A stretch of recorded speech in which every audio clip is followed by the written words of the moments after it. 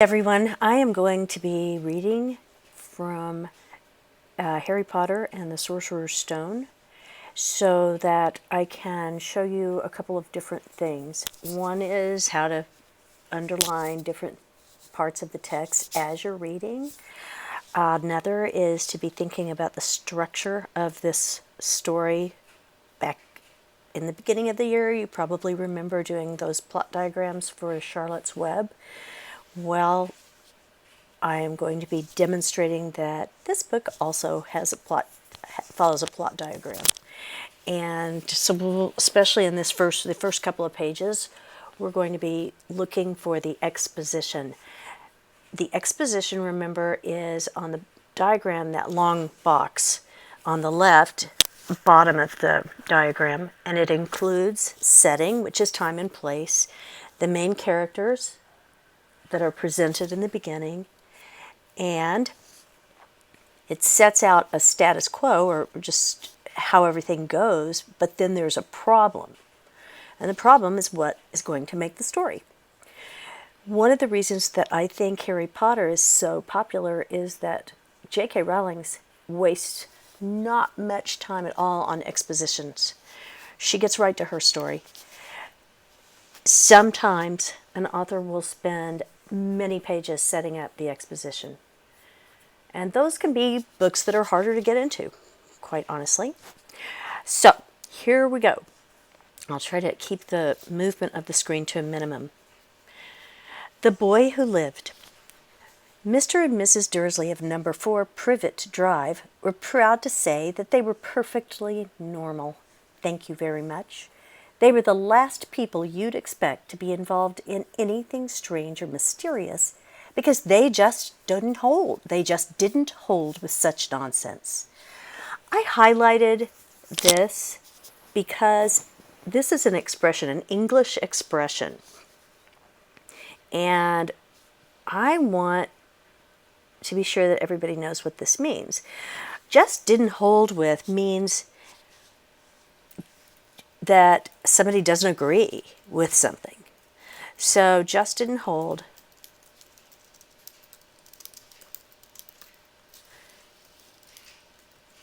is just whole. Just didn't agree. Now, these kinds of expressions make it casual and fun to read, but if you're not familiar with the expression, it can mess up the meaning for you. So if they're the last people that you would expect to be involved in anything strange or mysterious, then we would definitely not expect them to be involved in anything strange or mysterious. And one of the reasons is they don't agree with nonsense. Such nonsense being anything strange or mysterious. So another way to read this sentence is, they were the last people you'd expect. You would never expect the Dursleys to be involved in anything strange or mysterious because they just don't agree with strange and mysterious goings on. Now, obviously, the way that J.K. Rowling wrote it, it's a lot better writing, but it can be tricky to understand. All right. I'll start over since that was sort of a long pause. Mr. and Mrs. Dursley of number 4 Privet Drive were proud to say that they were perfectly normal, thank you very much. They were the last people you'd expect to be involved in anything strange or mysterious because they just didn't hold with such nonsense. Mr. Dursley was the director of a firm called Grunnings, which made drills. He was a big, beefy man with hardly any neck, although he did have a very large mustache. Mrs. Dursley was thin and blonde and had nearly twice the usual amount of neck, which came in very useful as she spent so much of her time craning over garden fences spying on the neighbors. The Dursleys had a small son called Dudley, and in their opinion, there was no finer boy anywhere. Okay, so I highlighted some word choice and some, I guess I really did this because I really like the imagery here. Remember that word choice, the words you choose, the phrases you choose, especially if they create pictures as an author, are helpful. So we're thinking of Mr. Dursley as a big beefy man, meaning that he's probably got some flab on him, with hardly any neck, but a big old mustache. And I love this description of Mrs. Dursley, who has nearly twice the usual amount of neck. So we've got this no-neck fat dude and a skinny woman with a long neck. Now, I don't know if you know what this word craning means, but I think it might be useful to look it up.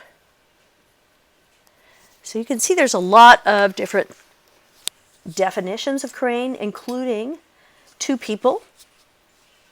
Harold Crane and Stephen Crane are writers. And then there's a big, heavy piece of machinery, which we see around Austin all the time, big thing used to put things up on skyscrapers. And then we've got this one here. Stretch out one's neck in order to see something. She craned forward to look more clearly.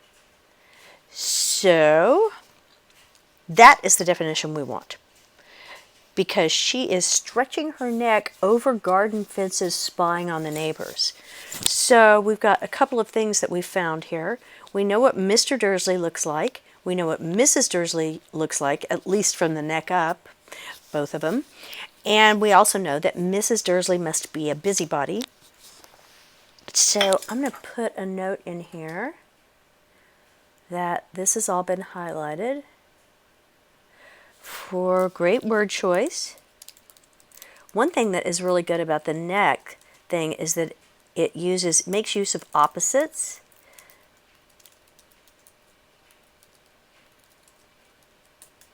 To paint the picture of no neck Mr. Dursley and skinny long neck Mrs. Dursley, and then goes on to picture the craning of her neck over the fence. And I can't help but also make the connection of the crane, the bird. Because the bird crane is kind of a long, skinny bird with a long neck also. So I don't know if that's on purpose, but now I can kind of picture Mrs. Dursley as kind of a crane.